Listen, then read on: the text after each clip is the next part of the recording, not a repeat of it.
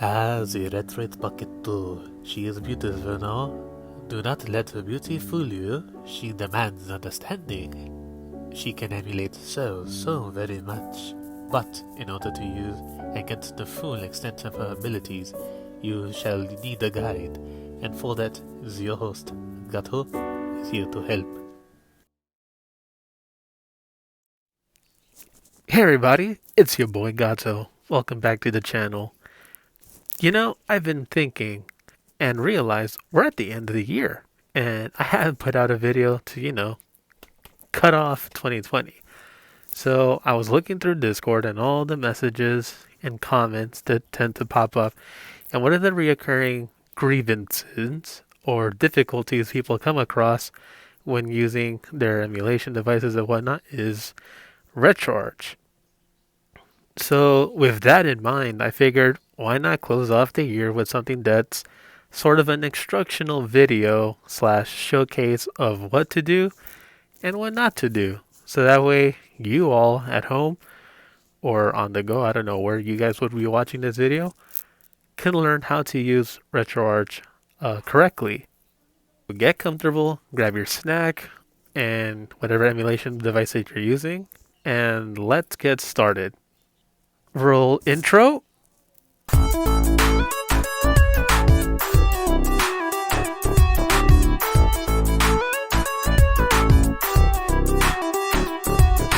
To start, I suppose we should cover there's actually two retro arches. First one being the one that has a Space Invader alien looking icon, and the second one that looks like, well, a Game Boy Advance. You can see here that regular RetroArch can emulate a bunch of things, but on the Retroid Pocket 2 it's a bit more limited. That said, GBA RetroArch handles, well, Game Boy Advance games. In summary, that is what you should know regarding RetroArch.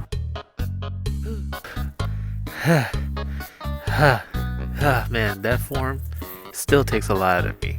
I got some fine tuning to do before I can stay in it a lot longer. But yeah, as you had seen, that's pretty much the main difference between both RetroArches that you'll find when you pick up a Retroid Pocket 2. They're both important and essential to, most, if not all, of your emulation needs if you want to operate mainly on the Android side of things. It's also the easiest, if you ask me personally. I've never used anything outside of those two RetroArches to play every single game that I've wanted to play thus far. However, that being said, there is still quite a few things that people tend to struggle with, and they go touching things they shouldn't, which eventually leads into a lot more other problems. So, why don't we actually jump in to RetroArch, take a tour, and see what you're supposed to touch, what you're not supposed to touch, and what certain things do. And what you do in one RetroArch is also applicable to another RetroArch. Well, in this case, GBA RetroArch. Whatever you do in one RetroArch, you can do it the same way in the other RetroArch, meaning these things are located in the same spot, and well, yeah, that's basically it. Everything that you do or need to find in one RetroArch, you can find it the same way in the other one. I feel like I just repeated myself. Haha! We have successfully pulled off another jump cut. Well, technically a transition. Wasn't really a jump cut because, we had the whole fade to black and now we're here. So yeah, why don't we just go ahead and, turn on the device and get a hands-on with RetroArch. Let's fix the camera so it's not so bright. Okay, so for you guys it might be a lot more visible than it is for me because I'm looking not only through the camera but I'm also having to look through a mask because, authenticity and whatnot. So opening up RetroArch, you'll notice that your controls are going to be switched to that of a PlayStation controller. So this will be X, that'll be square, triangle, circle. This is important when navigating RetroArch because X, which is the bottom one, which is the B key, I know this all sounds confusing, but once you get the hang of it, it'll be second nature. Is to confirm things, and your A button, which is circle in this case, is going to be able to back out of certain menus. So when you want to find your library, all you have to do is go to load content, start directory, the parent directory, and for most people this is where all their ROMs, if they have them organized in folders, will show up. I did a video on this, well, my first ever video. I explained all this, so if you want a quick refresher course, go ahead and click on the link over there. But if you don't want to do all that, let's just keep going then. I should stress, however, that my SD card is not formatted to be an internal SD card, it's an external one, which in other words means all I do is pop the card out, load whatever I want into it, and just throw it back in. No special firmware, no special software needed to do that. You just drop stuff into the memory card. That being said, let's continue. So once you get to this step in locating your library, you're going to want to click where it says the lost directory, and then, well, for me at least, this is what happens. You'll get all of your systems to show up here. Now, just for demo purposes, let's go ahead and click on PlayStation.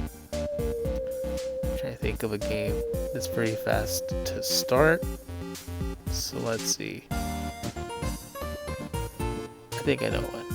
Let's go try out Tony Hawk. Hello through the viewfinder. I can see you.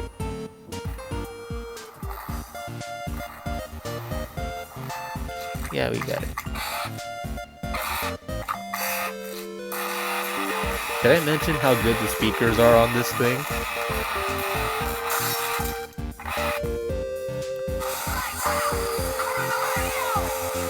So yeah, I'm just gonna get out of that because I just want to show you how that works. So that's how you access the library. But say you want to actually fix certain keys, or you don't like that this is arranged a certain way, well, you can do that. For that, you need to go into input and then go all the way to the bottom where it says hotkey binds or port 1 binds. This over here will control all of the controllers, but since we're tied to 0, you'll want to click on hotkey binds and then do all the stuff you want to do. However, when you're done doing all that, if you make any sort of changes in Retroarch, before you close it, come down here, and where it says configuration file, you're going to want to save. When you do that, that'll save and, well, as the term suggests, saves your current configuration. If you don't do this, you're going to have to do it all over again when you re-enter Retroarch. Now, by default, a lot of things that people have a problem with has to do with looking for cores. If you need to find a core for a specific emulator, or there's an emulator that's giving you issues, you come here to load core, and it'll literally list every single core you can ever need. That being said, this is a very specific build of Retroarch, so as is always suggested, do not touch the online updater. The way that Retroarch is already pre-configured when you get your device is supposed to work at its very best, and that's why all the cores have been downloaded for you already, so you don't need to go looking for other ones. Now, scan directories is a whole other beast. When you click that, it'll give you the option to, like put your library into here and give it box art and all that nonsense. But depending on the size of your library, this can take anywhere from a couple of minutes to a ton of hours. And if it's worth it or not is entirely up to you. I can't decide, but for terms of ease of use, for me, I always stick to not touching anything that has to do with that, and I just play the games directly off of the SD card. So, when you try using the GBA Retroarch, and use any of these other consoles, it will not work for obvious reasons you're about to see now.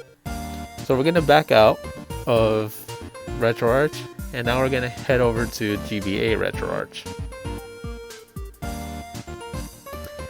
So as you can see, it's basically the same thing.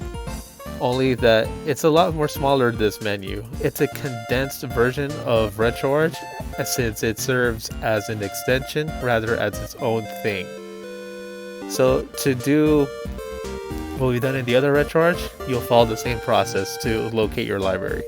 So when you load content, you can go to Start Directory, Parent Directory, and Lost Directory, and it'll pull up everything here again. But look what happens when you try to actually load anything that isn't Game Boy Advance. You see? It's gonna keep pushing you into this never-ending perpetual loop. Now, if you get out of it, you can re-access it and enter your GBA library. Why this happens, I have no idea. It just does. So we're gonna test it and see if it works. So here we go. And voila! Just like that, you have your Game Boy Advance ROMs running.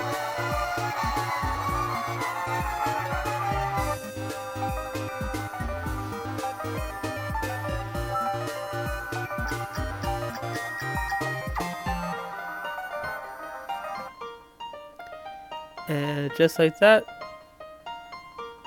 you've basically mastered how to use Retroarch. When it comes to adding special themes and whatnot, it's really not necessary, especially if the main point of what you're trying to do is just, play games. Oh my goodness, I had totally forgotten to go over this. Retroarch does support native saves using save states, as well as actually creating an emulated memory card to save your progress. Which means that yes, you can even play multi-CD games, and there's an option that's automatically enabled to not only switch to games when you get to the end of the CD, but it'll also read save states as well as your emulated memory card saves. I should note, this also works for GBA Retroarch. Again, the key is to not touch anything and just use it as it is out of the box. And with everything we just went through, that should be pretty easy to do. Let me show you a quick example of what I'm talking about right here. I'm going to load a Parasite Eve. Although I think I might have loaded the sequel by accident.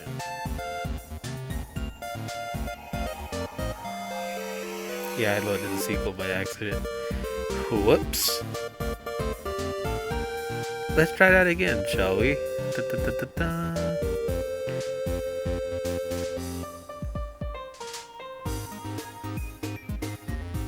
Here we go. This is the one I'm currently working through. Really cool RPG game that's not technically full RPG, more like action RPG. I've seen RPG a lot. Anyways.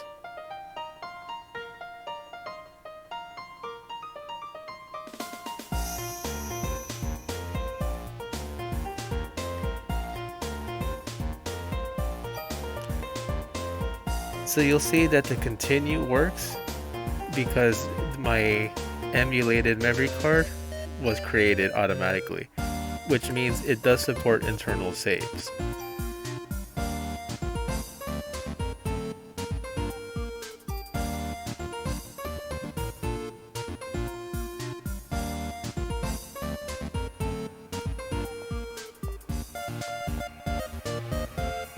So this is what the internal save looks like. Everything works perfectly fine.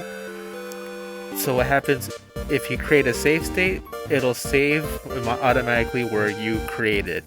Now if you want to go back to a certain specific point of your playthrough, you can go ahead and then load your save state. This is where I'm currently at the moment. Now Retroarch has an interesting feature. You can see where it says undo load save state and undo save state, and what these functions do is as the name implies.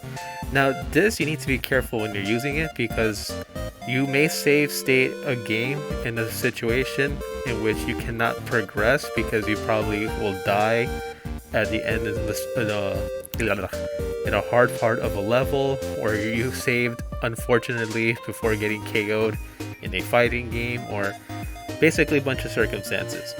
When you undo the save state, you have a chance to keep playing the game normally, but you have to remember after you overcome that certain obstacle you're facing to create a new one. Otherwise, if you turn off the game or you want to go back to it, you're going to have to start in a very far back point. And unload save state also is a good function because it helps you go back and retrace your steps before you made the save state, which will help you save time when you're playing through a game that's particularly hard in certain spots where you can't normally save within the game itself. I hope that stitched together explanation of how Retroarch works helps, facilitate the use of that front end. It's extremely versatile and useful, but you need to follow those specific rules of what to touch and what not to touch. And as you saw, there's pretty much not much you do need to touch for it to work, since you already have it pre-configured when you get the device. With that said, I should tell you this, and I cannot stress this enough. When you get your device, it is absolutely imperative that you do the following. You go to the Play Store. What you're going to want to do is when you go to your settings, you make sure you turn off any sort of auto update. The reason why you do this, as it's probably been stressed and said a billion times by, I'm sure, a billion other people, it'll auto update every single application, which could make things incompatible with the build of the Retroid Pocket 2's version of Android.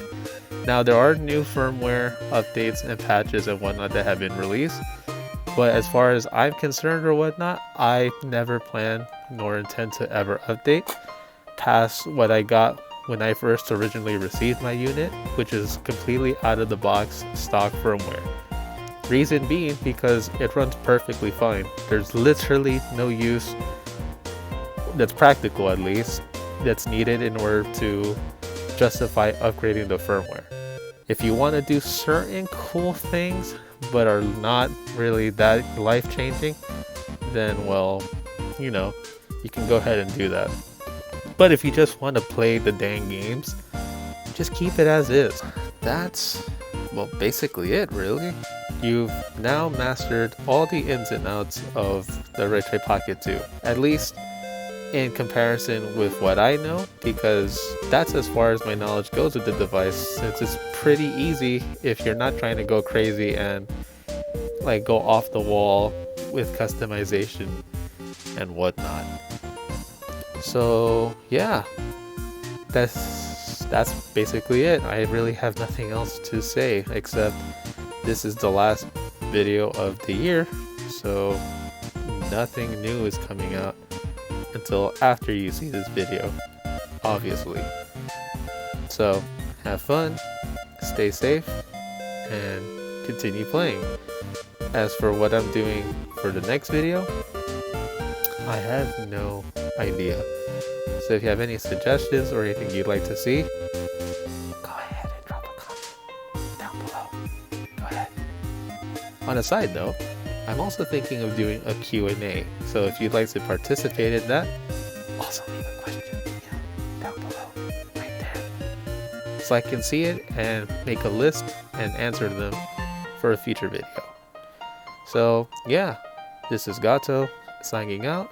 Have fun, stay safe again, and I'll talk to you when I talk to you. Also, did you notice this is the first video where I didn't have to wake up to start the video? Okay, bye now.